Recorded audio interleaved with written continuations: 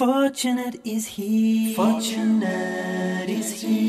remembers Allah abundantly. Worldly distractions cannot mildly sway his thoughts of Allah and Judgment Day. Righteous is he who bows to one he cannot see, whose deeds do not spring without Bismillah. Bismillah ar-Rahman ar-Rahim. Wassalatu wassalamu ala Rasulillah. Assalamu alaikum wa rahmatullahi wa barakatuh. Welcome to our program, The Excellence of Manners.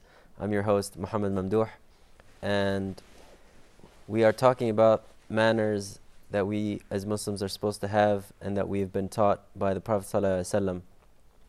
These manners are there to help us deal with all situations in life, and we've established the basis of good manners and things like telling the truth and being kind and being gentle and being patient, and all these are good foundations to have. And we add on to these foundations, controlling what you say, what you say when you speak, and so on and so forth. We've come now to the etiquettes of eating and drinking, and we're doing this on 2 episodes. So if you've followed the first episode of this topic, we began by saying that it's important to understand that seeking provisions, your food and drink, from a halal source is more important than actual etiquettes, because if your food is coming in from a haram source, then it doesn't really make sense to focus on eating properly because your source is from a haram place. So this is, in a logical sequence, the place of your source of provision needs to be halal. And then you look at the etiquettes of how to do things as the Prophet ﷺ taught us, such as saying Bismillah ar-Rahman ar-Rahim when you begin eating. You eat with your right hand, you eat whatever is closest to you, and that we say Alhamdulillah at the end of our food, and we thank Allah for the food and the provisions and everything that He's given us, and the benefits of saying these, and it gives us barakah, and may Allah bless us with what He has given us. I'm joined, of course, with Sheikh Saeed Al-Gadi from London, who has been going through these and teaching us the etiquettes of eating and drinking. Sheikh Saeed, assalamu alaikum wa rahmatullahi wa barakatuh. Wa alaikum assalam wa rahmatullahi wa barakatuh, Muhammad. Hayyak Allah. Allah bless you. Jazakumullah khair. We, of course, started with the etiquettes, and we, as I just said, what we do at the beginning and the end. And now we're just going to go through all kinds of situations that we need to learn, that we're going to be in order for us to deal with. The first one I would say is when you're invited to food, not necessarily at someone's house, but if you are fasting on a day that is not during Ramadan, like a voluntary fast, and somebody offers you food, what is the recommended etiquette here? Inshallah. Bismillah ar-Rahman ar-Rahim. Alhamdulillahi Rabbil Alameen. Allahumma salli wa sallim ala nabiyyina Muhammad wa ala alihi wa sahbihi ajma'een. All praise due to Allah alone. We praise Him, we thank Him, we seek His guidance and His forgiveness. We repent to Him, we seek refuge in Allah from the evil of our souls and our sinful deeds. Whoever Allah guides, none can mislead, and whoever Allah misleads, none can guide. Allahumma salli wa sallim ala nabiyyina Muhammad. If you are invited for a food, then you should answer the invitation, especially if that invitation is for a marriage food. And Nabi sallallahu alayhi wa sallam said, Muhammad, إِذَا دُعِيَ أَحَدُكُمْ إِلَى طَعَامٍ فَلْيُجِبْ. If one of you is invited for a food, then let him answer the invitation. Then he said, if you are fasting, then فَلْيُصَلِّ, mean let him supplicate for the host. Make dua for him. If you don't want to break your fast. Although you have the choice to break your fast. If that fasting is voluntary fasting, you can break your fast. But if you chose not to, you can make supplication for the person or for the host. Make dua for him. This is the sunnah. Otherwise, if you're not fasting, you should eat with him. So the rule here is to accept an invitation when you're invited. Yeah, especially if it is for a marriage invitation. Especially for a marriage walima, we call it walima after marriage. Yes. And when you're fasting, you have an option either to break. If break it's or voluntary fasting, you should break it and eat, and then you can make it afterwards next time. what if you are invited, for example, to someone's house and your friend is with you that day, and the person, the host, has only invited you? Can you bring along someone without telling the host? Well, it's one of the etiquettes of going to your brother or visiting your brothers. If somebody followed you, and you're going to someone else's house, you should inform the host. Or in case if you couldn't inform him, then at least once you arrive at his door, you should say to him that this man followed me, or this man is with me. Will you allow him or not? And we have the sunnah, and Nabi sallallahu alaihi wasallam on one occasion, he was invited for food. And one of the Sahaba followed him. He went with him. And he says sallallahu alaihi wasallam to the host, once they arrived at the door, he said to him that this man followed us. If you want, you can allow him. If you don't want, we can ask him to return back. The Sahaba said, Ya Rasulullah, no, allow him, he can come in. The sunnah is to do that, to inform the host and let him know about you, the one who's accompanying you. SubhanAllah. I know some of these questions are just basically, they're just consideration. I mean, it's always good to consider someone's situation, but it's also good to establish them as part of the sunnah, because you also get reward when you do something that the Prophet ﷺ, even when it's just some simple consideration. You pick up the phone and you ask someone, let them know.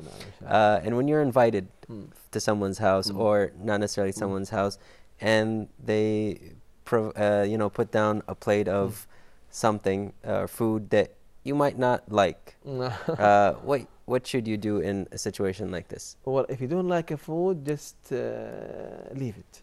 Don't eat from it. Okay? But don't find the fault in a food. Don't say this food is too much salt in it. This food it's bad. It's not good. And Nabi sallallahu alaihi wasallam, he never found fault with food. ما عاب طعاما قط. If he likes it, he will eat it. If he doesn't, he will just leave it. So you never negatively criticize, and that should be our etiquette. Because you might don't like it, and others like it. Yeah. Other people like it. So if you like it, eat. If you don't, just leave it. Jazakumullah khair. What should we do when we're eating with a group of people? Are there certain etiquettes that are supposed to be practiced when we are with a group of people? Yeah, they are. The main thing, if you are with a group of people, the main thing, if there is something that is served around, make sure that you don't take two things at a time. For example, if there is a tray of dates or a tray of fruits and it's circled around, make sure you don't take two dates at a time. Take one at a time. Unless if you take permission from them. Take one at a time or take one fruit at a time. This is the sunnah. Nabi Sallallahu said, don't eat two things at a time if you are in a gathering, unless if you take permission from everyone. So it shows some as well consideration to people. Really, and because also if everyone is taking one and you take two, this might it's not fair, and it might cause your brother to feel something that it's not necessary. Yeah, it's not necessary situation. All you have to do is just ask, and it won't be a problem. I wanted to mention something.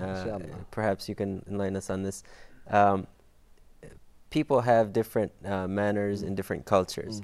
If this is their culture to, for example, go from like an older person to a younger person, or to whatever culture they have with different foods and stuff like that, is it also good to adhere to the different culture? Is it part of when you go to if the culture doesn't contradict with the sunnah, then it's okay.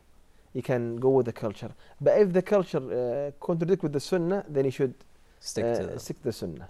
Jazakumullah khair. The issue of food here that we're talking about is because everyone, of course, eats and needs to eat. So it's this daily ritual that we have, and some people put a lot of emphasis in it, and some people don't. And it's just it's something that everyone can relate to. That's right. Why is this such an important issue, and what is the barakah that is associated, or the blessing associated with food? What is associated with food? How can we gain barakah? Yeah. Okay. To gain barakah in the food, first of all, if you are in a gathering, make sure you eat together. if there are many people around you, or you are or in a company of people, eat together to have more barakah, to have more blessing in your food. And Nabi Sallallahu in one occasion, some of the companions came to him and said to him, Ya Rasulullah, we eat but we don't feel satisfied. نأكل ولا نشبع. We always eat but we never feel satisfied. He Sallallahu said, perhaps you eat separately. They said, Ya Rasulullah, yes, we eat separately. He said, then eat together and begin with the name of Allah. If you want barakah, begin with the name of Allah and eat together. Don't eat separately. So first method to bring blessing. So you should find every opportunity to invite people to eat with you. To invite people to eat with you, or if you are together, don't eat separately. Eat together in the same. Secondly, don't eat from the middle of the vessel. Eat from the sides. Eat from the sides. In the hadith, and the sound hadith Sahih Bukhari, that the barakah is will be descended upon the middle of the food. The barakah descends upon the middle of the food. So eat from the sides so that you can have more food. Eat from the sides of the vessel. Don't eat from the middle. So if there's a plate, basically you eat from whatever is closer to you, and then you eat the sides until you get to the center. The last thing should be the middle of the. And also, if a morsel falls from you, make sure you take it and you clean it up and eat it. Don't leave it. Because we have in the hadith as well, in the sound hadith, that if a morsel falls from you, take it, pick it up, clean it, and eat it, because you don't know where is the barakah, where is the blessing. It might be in that morsel. Also, once you finish, if you want also barakah and blessing from Allah subhanahu wa ta'ala, make sure that you lick your finger. You either lick your finger or have it licked. Probably by your wife. So lick your finger, because also in the hadith and sound hadith, you don't know where is the barakah. Lick your finger once you finish the food. Don't wash your hand before you lick your finger. So these are all the methods to bring barakah when you're doing a simple something like eating. There's a right way to do it, and there's a way where you can get the most benefit from something that you're going to do anyway. So why don't you do it the correct way and gain barakah also. I wanted to mention also that dropping the food, this is also something that happens very frequently, and some people, they shy away from doing this, and that even at the Prophet ﷺ's time, he's mentioning it, and it's not like dirt back there wasn't it's the same as dirt back here. It's the same. Just pick it up and clean it and eat it, inshallah. Jazakumullah khair, Sheikh. We're going to take a quick break and we'll come back with our etiquettes of eating and drinking. Please stay tuned to the Excellence of Manners. Jazakumullah khair. Assalamu alaikum wa rahmatullah. Fortunate is he who remembers Allah abundantly.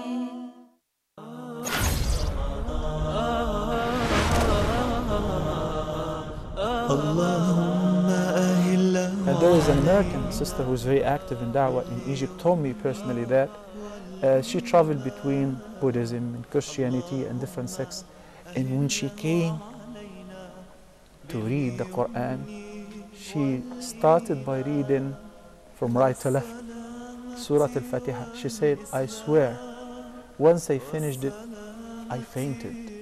I could not believe myself that there is such book that people were so negligent and ignorant about. That has to be the book of Allah subhanahu wa ta'ala. And she said, I accepted Islam simply after reading Surah Al-Fatiha and knowing the first chapter, 7 verses. 7 verses. The Arabic itself, which is Allah subhanahu wa ta'ala spoke the Quran. So this is by itself is a medicine. It is a word of Allah. It's a word of Allah subhanahu wa ta'ala. It goes into the heart. It was not created, rather Allah spoke it out. Your Ramadan night be blessed with welfare and forgiveness. Ramadan, Ramadan, Ramadan. Fortunate is he who remembers Allah abundantly. Bismillah ar-Rahman ar-Rahim. Assalamu alaikum wa rahmatullahi wa barakatuh. Welcome back to our program, The Excellence of Manners.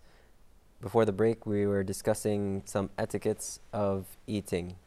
and we're discussing this with our dear guest, Sheikh Saeed. Sheikh Saeed, assalamu alaikum wa rahmatullahi wa barakatuh. وعليكم السلام ورحمة الله وبركاته. حياك الله سيد محمد. Allah yahik. Allah bless you. Jazakumullah khair. We were discussing some of the etiquettes when you eat in a group of people and the barakah that comes to you while you're eating, and some of these etiquettes that you're supposed to share as much as possible when you're eating. Don't eat alone. That's right. And if you something falls from you, pick it up, clean it, and eat it. And the barakah is mentioned in that, because we don't know where the barakah is. And also when you're eating from a plate of food, try to eat from the sides and closest to you and the sides. And also I wanted to mention that it's true that also a basic rule in Islam is not to waste anything. So don't leave anything behind. Don't leave half of your food and then throw it away, because this is definitely a no-no. And also, if you eat together, you won't leave anything, because you eat it together, you will, isn't it?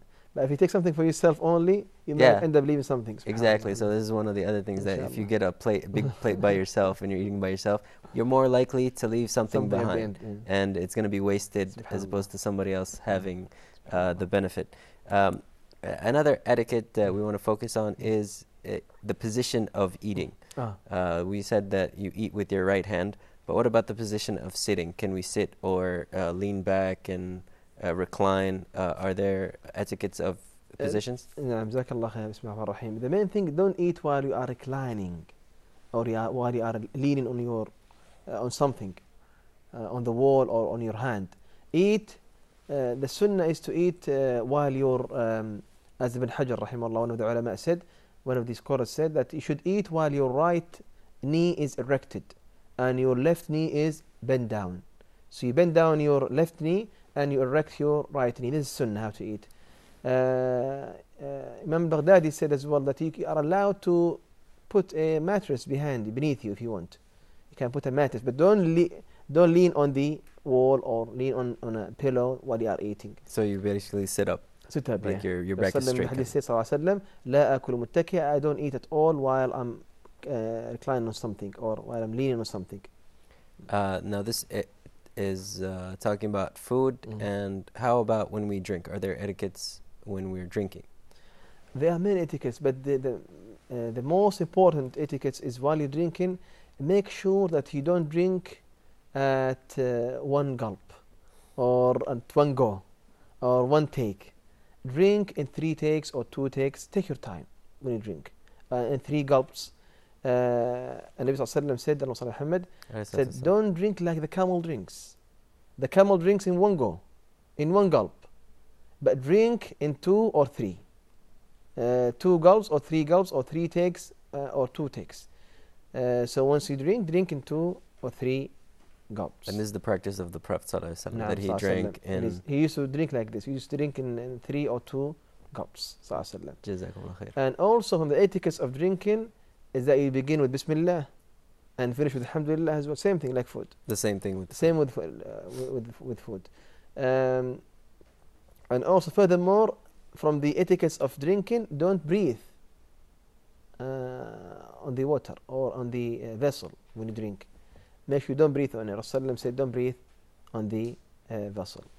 And that usually happens when you have kind of like a cup, and you're not taking the cup away from your mouth, so you're breathing into it. So you're just breathing while you're drinking. And is this what you're talking about? Yeah. You shouldn't breathe in the cup, but just take your time, remove it away, breathe, then drink again. Okay.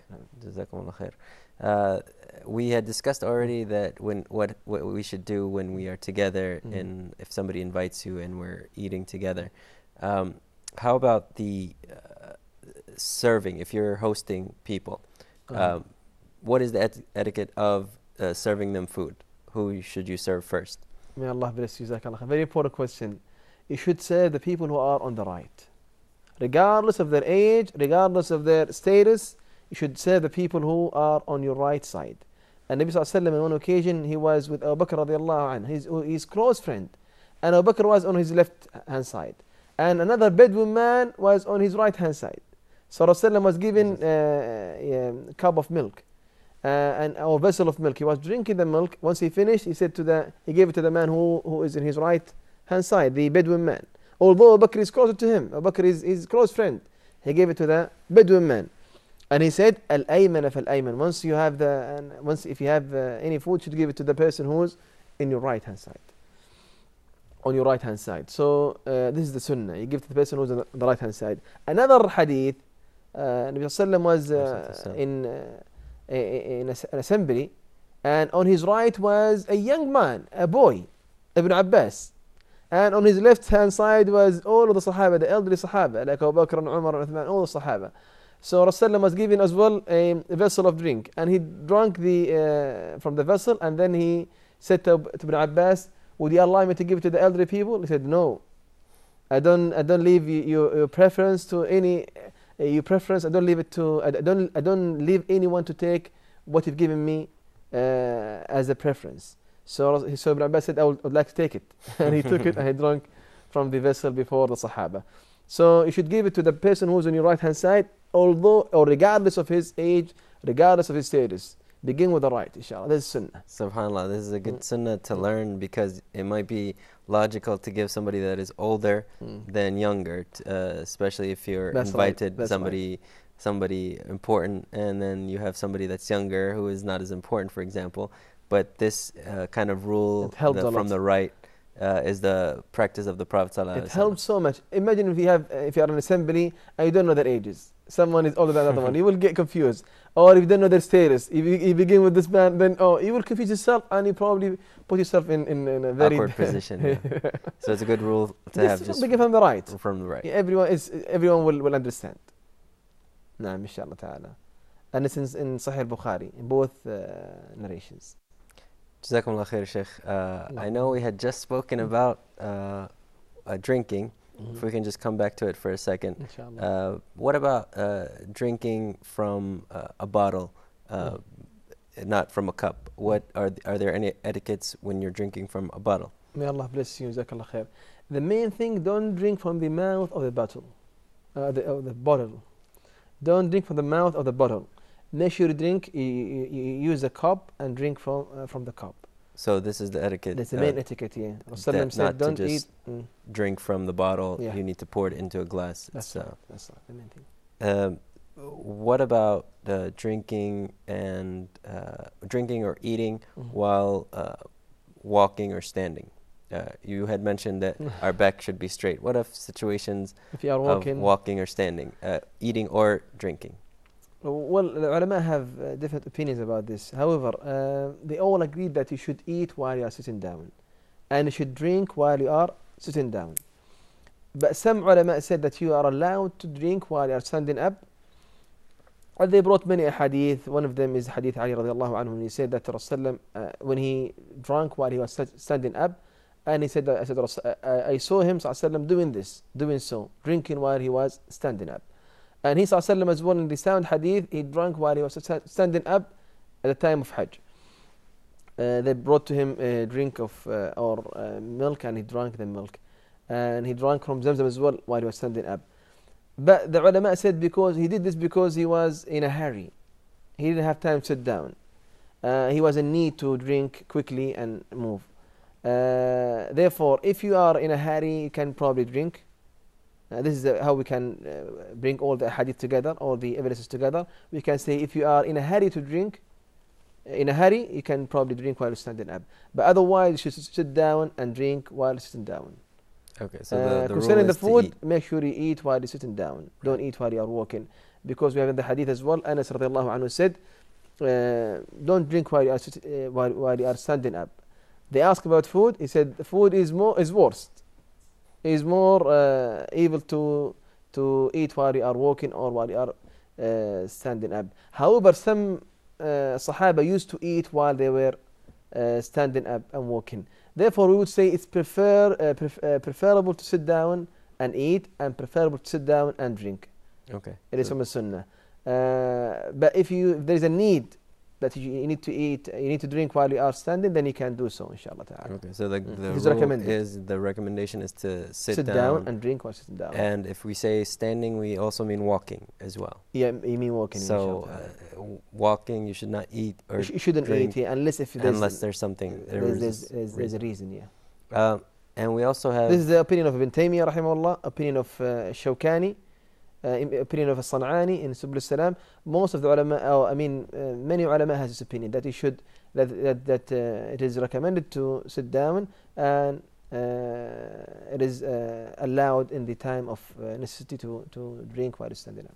And it's also, it makes sense that you're in a relaxed position when you are eating, and it's kind of a process that you need to take gradually. That's right. And even with the one gulp rule, because it's something that you should do slowly, and you should not hurry up and That's eat. Right. And there is hadith as well that says, if you drink while standing up, then vomit. And in Sahih Muslim, if you drank a water and you are standing up, then vomit the water. And that shows that you should sit down. You should sit down. Jazakumullah khair. What about when the time of eating and drinking, especially eating, because you get hungry, for example, depending on how or what time you work, maybe right when Asr prayer is called. What should you do when there's time for prayer and food and prayer are involved in the same time? That situation. What should you do in a situation? Very good question. Jazakallah khair. If you are starving, very hungry, and the food is there ready, and the prayer is called or the adhan is called, then you should eat first. If you are not starving, you should go and pray first. And also, generally, if you are eating, don't eat so much. Eat that which is enough for you. Eat a third of your stomach and leave a third for the water and a third for your breathing. And this is sunnah in general. You shouldn't eat so much. If you eat so much, that will cause your heart to be to be we call it qaswa in Arabic, meaning that it will become not soft. It will not. If you ask yourself in Ramadan, for example, if you eat so much and you go to the Taraweeh, you go to the prayer, you won't feel that you are comfortable.